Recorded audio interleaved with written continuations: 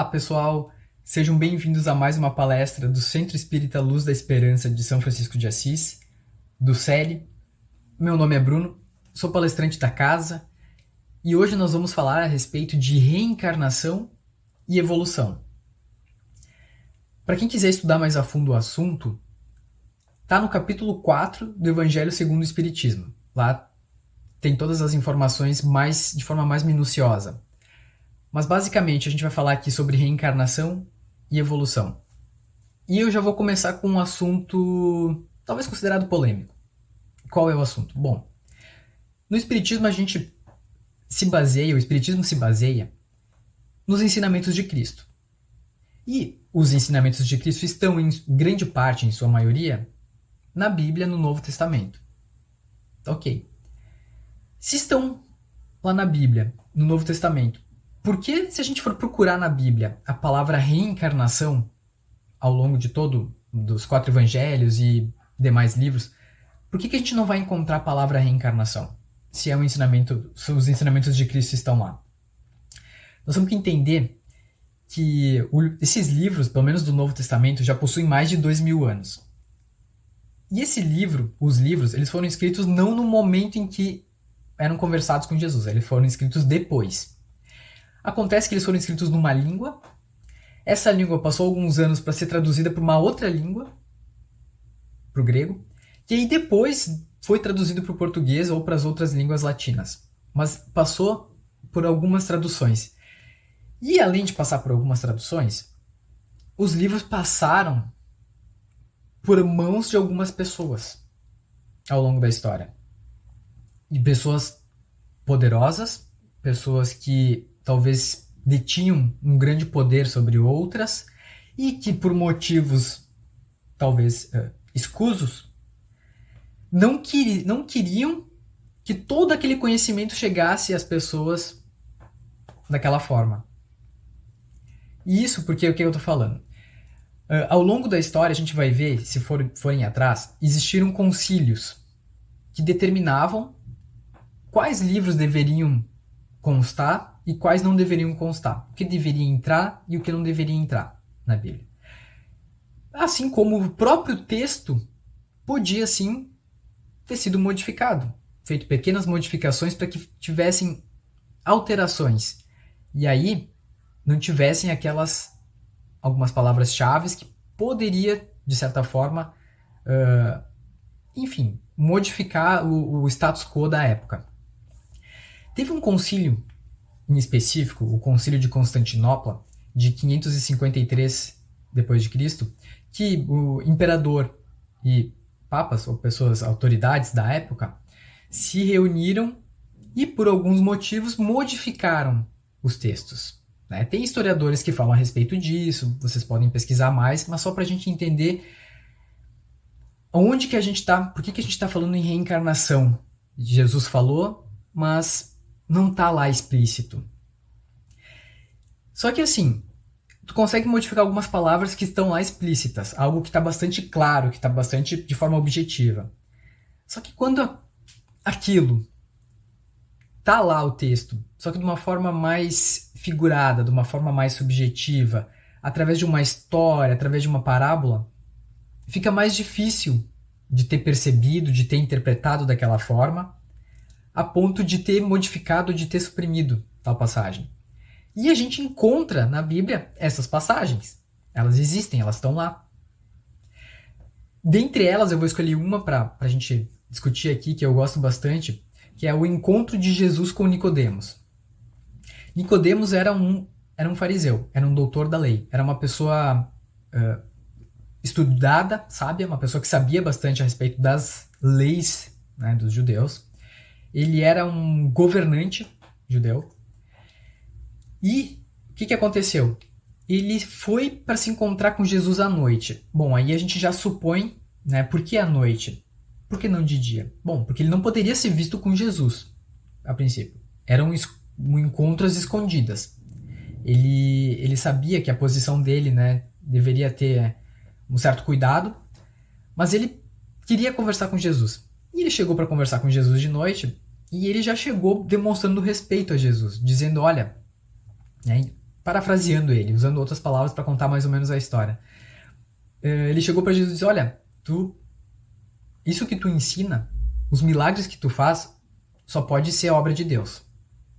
Porque tu não é algo além do que a gente conhece, é algo que vai além. E aí perguntou para ele, né, a questão disso que ele faz. E aí Jesus falou para ele: olha, de verdade em verdade eu vos digo, o homem só pode ver o reino dos céus se nascer de novo. E aí ele ficou, né, ele era um cara estudado, mas ele ficou confuso, porque como pode um homem nascer de novo? Como pode um homem adulto voltar para o ventre de sua mãe?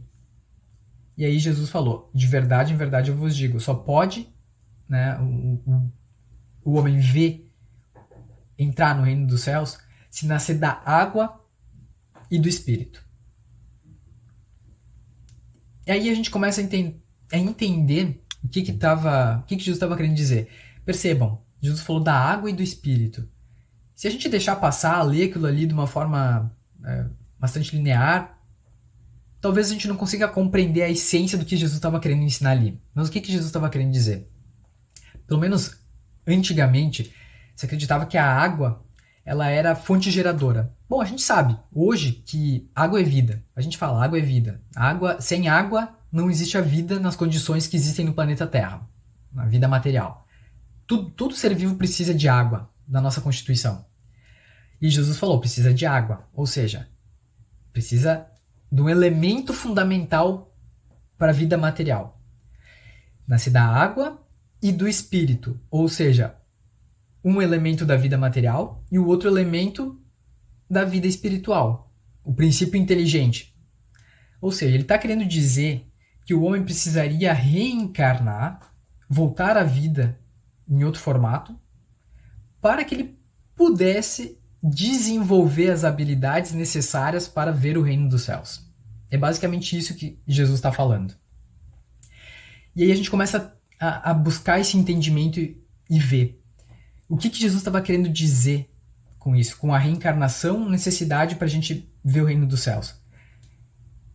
Deus, para ser justo, ele não criou espíritos diferentes.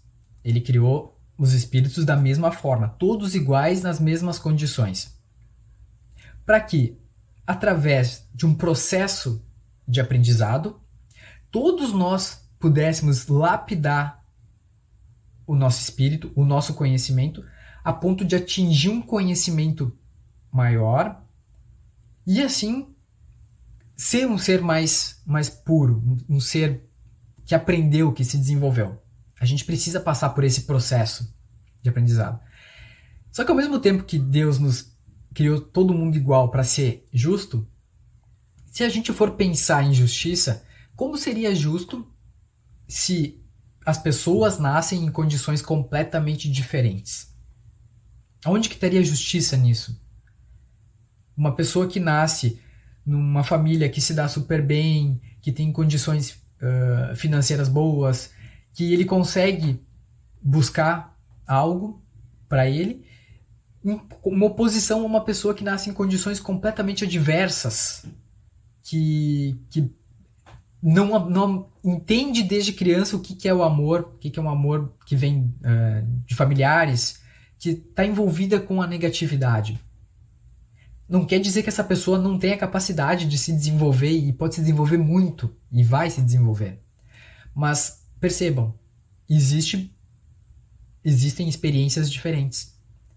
Se for somente uma única vida, essa nossa única encarnação, acontece que vai existir uma injustiça aí, a ponto de algumas pessoas estão em condições melhores de evolução do que outras, o que não seria justo. E Deus é justo. Deus permite condições iguais para todo mundo. E isso só se pode através da reencarnação. Outro ponto bastante interessante que eu gosto de destacar quando a gente pensa em reencarnação, quando bem compreendida a reencarnação, ela simplesmente acaba com os motivos que a gente tem sobre o preconceito, sentir preconceito de alguma coisa. Quando a gente olha para a pessoa, o que é o preconceito, né? Existe um preconceito sobre algo e muitas vezes a gente vê o diferente com esse preconceito. A pessoa é diferente, então ela não é do meu grupinho, então eu não posso, né? Eu preciso me separar dela, eu tenho que estar separado dela. Só que o que acontece? Nós temos múltiplas existências. Nós viemos de diversas formas. Então, por que eu vou alimentar um tipo de separação, de divisão, de preconceito com relação a uma pessoa que é, nessa encarnação, é diferente, está numa condição diferente?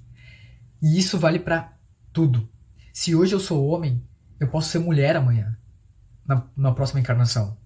Se hoje eu sou brasileiro, eu posso ser argentino numa outra encarnação. E posso ser de outra raça. E posso ser de qualquer outra situação diferente, que existe pluralidade no nosso mundo. Se a gente consegue entender isso, acaba simplesmente com o preconceito. Eu não posso ter o preconceito por algo que eu posso ser, o que eu já fui. Na verdade, é basicamente o que Jesus veio ensinar para nós, que ele disse, né, que os mandamentos mais importantes, que é amar a Deus sobre todas as coisas e ao próximo como a si mesmo. E se a gente for mais a fundo nisso, a gente sabe que Deus é o todo. Se Deus é o todo, é o gerador de tudo, Deus está em tudo e tudo está contido em Deus, a gente está amando o próximo, a gente está amando a Deus também. E amando a nós mesmos. Porque somos apenas seres, somos irmãos, somos seres provindos do mesmo lugar. Se a gente consegue entender, internalizar essa mensagem e, é claro, colocar em prática no dia a dia, quando vê o irmãozinho que às vezes nos faz mal, alguém que está nos prejudicando, que está prejudicando, enfim, grupos de pessoas, uma pessoa com mais poder, a gente tem que entender essa pessoa com amor. A gente precisa compreender dessa forma, que vai facilitar e vai nos auxiliar no nosso processo evolutivo. A gente vai crescer evolutivamente. A gente tem duas formas para crescer. Tem a forma da dor e existe a forma do amor. Existe pela dor ou pelo amor. A gente pode escolher. E aí a gente pode até se perguntar, mas, né, quantas encarnações nós podemos ter? Quantas encarnações nós vamos ter? Depende apenas da gente. Não tem como saber quantas encarnações nós vamos ter. Mas a gente sabe que, à medida com que nós vamos evoluindo mais rápido, aprendendo mais rápido, aproveitando melhor as nossas existências aqui, existências materiais, menos encarnações nós vamos precisar ter. Mais rápido nós vamos chegar num nível que não será necessário. Ou que pelo menos uma matéria mais sutil, não tão rudimentar, tão grosseira. A gente sabe que o planeta está passando por um processo de transição planetária. Estamos deixando de ser um planeta de provas e expiações para nos tornar um mundo de regeneração. Nessa transição, a energia do planeta vai mudar. E a energia dos espíritos que aqui estão também vai mudar. E esse processo de reencarnação, de lapidação do nosso espírito, faz parte disso, a ponto da gente atingir esse nível para permanecer pelo menos no planeta Terra, um planeta de regeneração. Ou quem sabe atingir um nível evolutivo ainda maior e poder ir para outros lugares. Isso é a nossa evolução. Isso é um processo que a gente precisa estar constantemente se dedicando, compreendendo através de um estudo.